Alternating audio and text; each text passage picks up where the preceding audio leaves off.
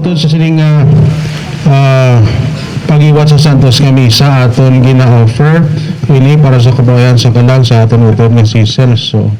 Para sa aton nga pagtuluhan is not only we rejoice sang bunga sang grasya sang kabuhi sang tao. Okay, sa pagbunag sang sa kabata nagatipon ang pamilya para sa pag-celebrar sang kabuhi. Sa tagsa ka tuig na celebrate man naton birthdays. Okay? Apang sa grasya sang kabuhi nga ginahatag sa Dios sa aton, mangin klaro tani nga may ara nga palabuton gid nga hangganan. Okay? Limitasyon sa aton kabuhi. But bilang tao, ginalantaw naton ina nga isa ka kaperdihan, isa ka defeat, that we are not immortals but limited and finite beings. O silingon, tao ikaw, may tiyempo nga nabunag ikaw o tiyempo nga mapatay. Cycle na iya sang kabuhi naton.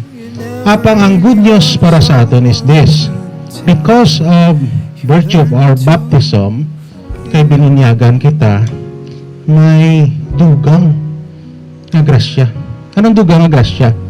Ang kabuhi sang pagtuo nga ginsuguran sang ginbunyagan kita nagahimo sa aton nga manunubli sang ginharian sa langit, heirs to the kingdom of heaven.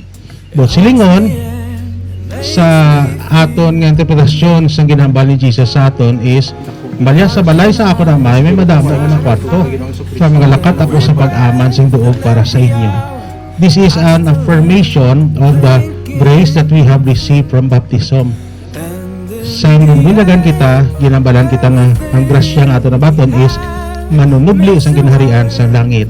Now, here we listen to Jesus kay siya mismo nagambal. Balya madamo sa mga kwarto sa balay sa ako na may. In short, mga utod, sa tagsa kabinunyagan, naging kabig sa Diyos bilang iya mga anak, may lugar para sa aton sa ginharian sa langit. There is a special place reserved for all the children of the Father.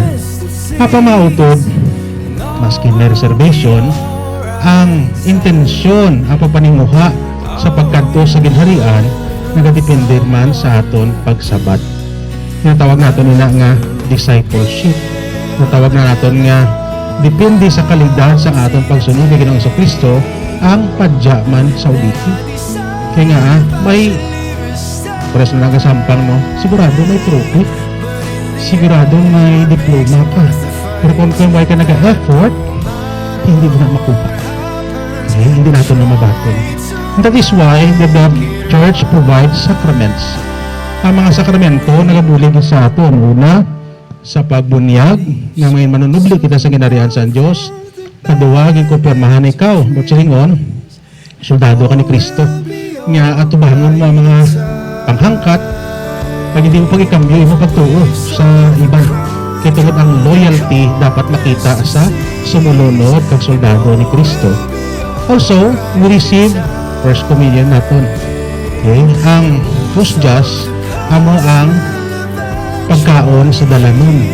Pagkaon, pag-adto sa aton, sa aton pagpanglakaton, pag-adto sa ginharian sa Diyos. And so we are nourished by the Eucharist that we receive every week, every Sunday. Kaya ti amo ni maghahatag sa aton sa energy, agon nga padayon kita sa himo sing maayo, padayon kita sa pagibato sa mga pagsulay.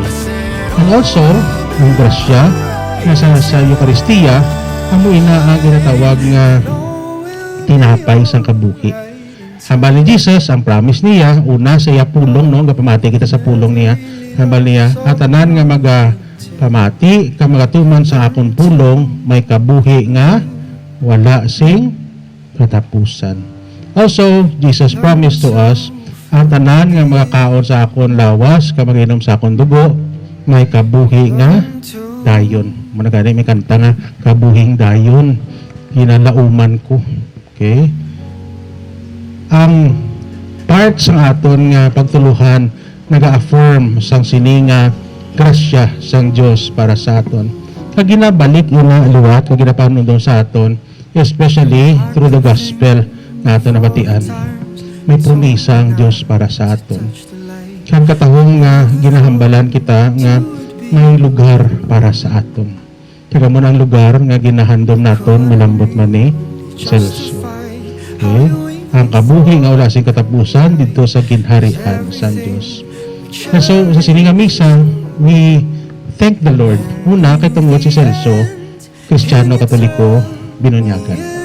Okay? Amoy nang bakugin nga grasya. Kaya siguro kung waay ka sang pagtuo kay Ginoong Jesucristo, waay ka lauman pagkatapos mo mapatay. Kaya waay ka ginpromisahan sang madamo nga kwarto sa balay sang aton amay.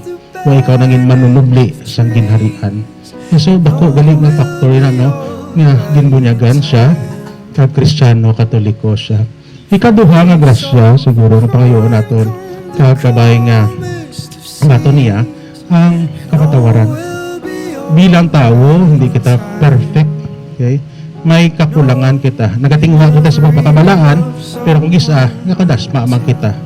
Pero ang good news in all of this is, ang Diyos na ginakilala natin, na ginalagaran, ang ginakabing natin nga amay, ano siya nga klase sa Diyos, na pinatawaron. Okay? Sa kanta natin sa Korisma, no, siling kita, no, Diyos namon sang kaluoy. Sa tagsa kamisa ginarimay naton nga pagalingon no nga nagabaton kita sang grasya sang pagpatawad kay tungod ang Dios maluluyon. Kaya that's why nga ginahambal naton Ginoo maluoy ka sa amon. Attribute ka characteristics sang Dios ang merciful sa iya nga tao. Importante nagahinulsol. And so we pray para kay Celso.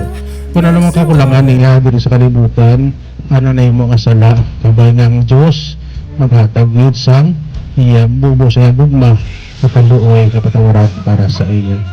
Ang third grace nga ginapangayon natin is para sa mga buhi. We have heard from the gospel about Jesus, wala sa may mampadto sa amay, kung hindi kagi sa ako. And so, binago natin, ini nga mensahe is more sa mga buhi nga nagalantaw ka nagalauman nga malambot ang ginharian sa langit.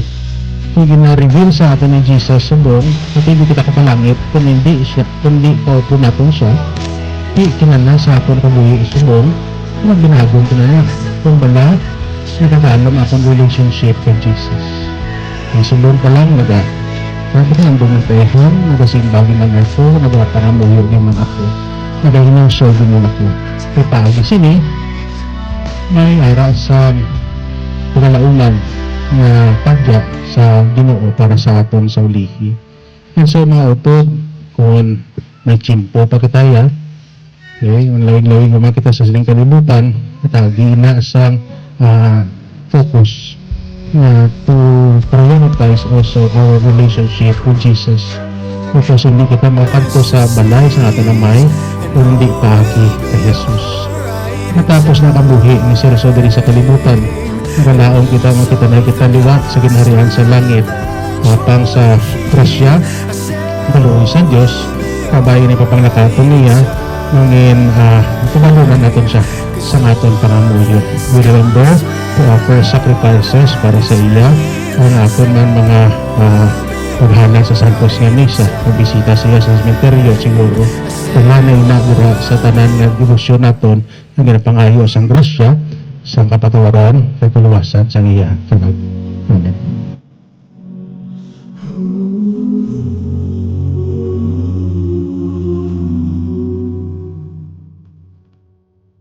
And I can think all the time you told me not to touch the light. I never thought you would be the one. I couldn't really justify how you make me thought could be right. 'Cause everything we cherished is gone.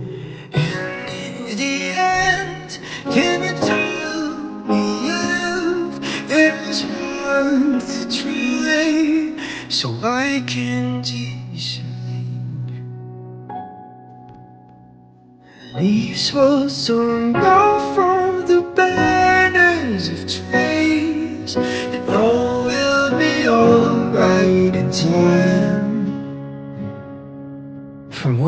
solve the crime from the calmest of seas, and all will be alright.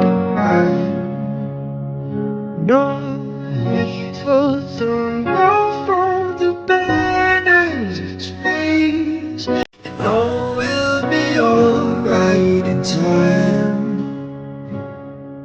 From waves of the crime from the calmest of seas, and all will be alright in time. No, you never really love someone until you learn to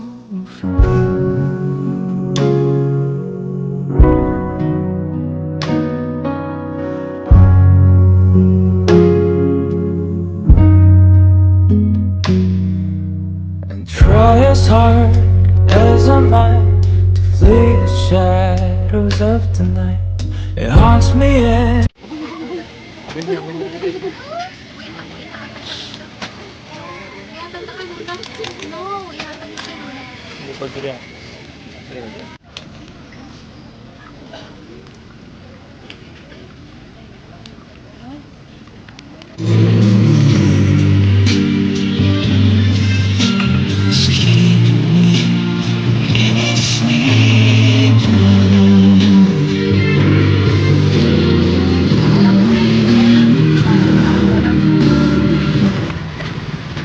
of trees, and all will be alright in time.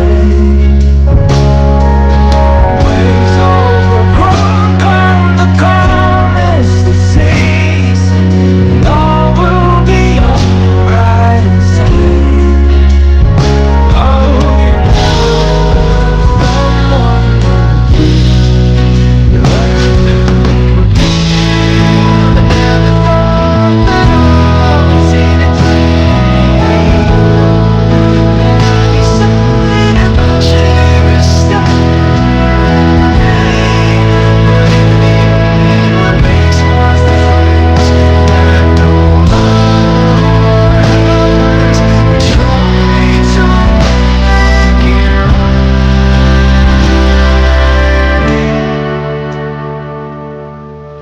leaves will soon grow from the banners of trees, and all will be alright in time.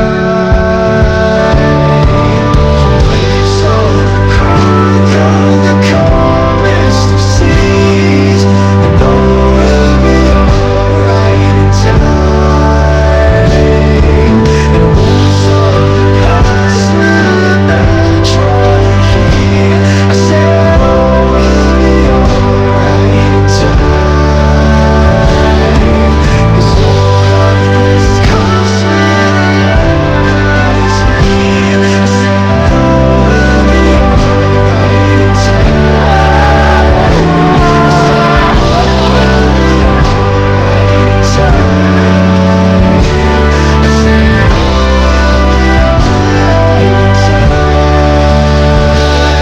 said all will be alright in time.